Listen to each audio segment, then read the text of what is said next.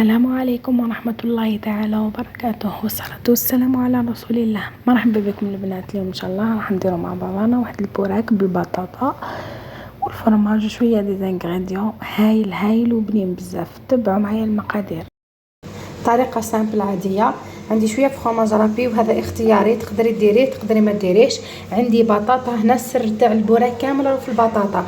غليتها في الماء فقط وبالقشور حبات كاملين. من بعد كي خرجتها هي هكاك سخونه رحيتها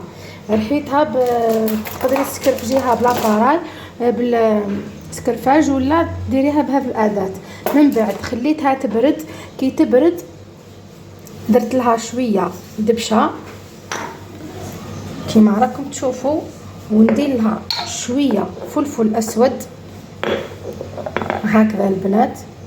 وراني غليتها في الماء، ما درت لهاش الملح باه ما تجينيش معجنه. وهنا نضيف لها الملح. والسر تاع البوراك كامل بنتو في الرشه كمون هذه هاك فقط، رشه فقط. دونك وعندي الدبشه، عندي فلفل حار اللي يبغي الفلفل الحار، عندي شويه بصل مقطع رقيق، وعندي لا فيونداشي ثاني اختياري، وعندي الفرماج رسمي كامل بالنار راهي في الدبشه. هنا نخلط كامل المكونات مع بعضها ونشوفوها مع بعضنا ان شاء الله.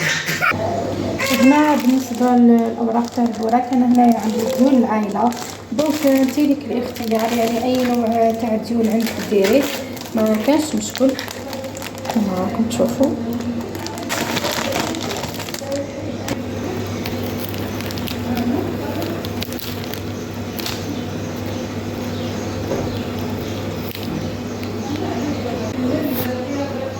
بالنسبه للطريقه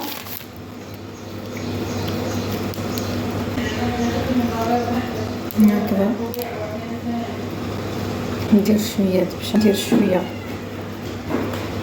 فيون، ندير شويه بصل، البصل راح يضيف، ندير شويه فرماج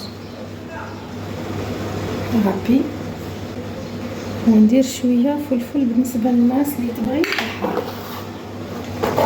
هنا نضيف فرماج عادي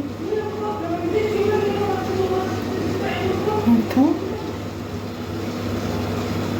وهكا. هنا شوفوا كيف راح نطبقها ونلويها الحبة هكذا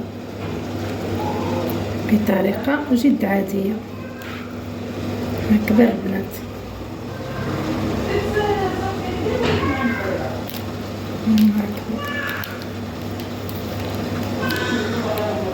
وديري لها هكا، ما تلصقيها العظم لا والو. بعدا نعطيك الطريقه كيفاش كنقليوها.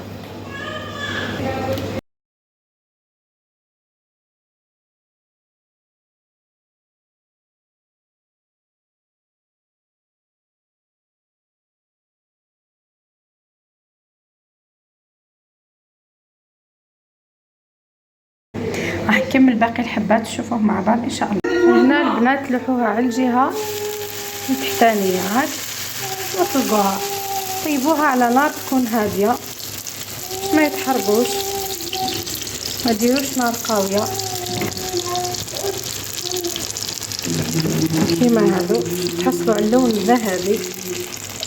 طيبوها شويه من على الجوانب كامل هكذا البنات. توجو حطوها على الجهه المفتوحه بالعقل حتى تكملوا كامل الكميه اللي عندكم.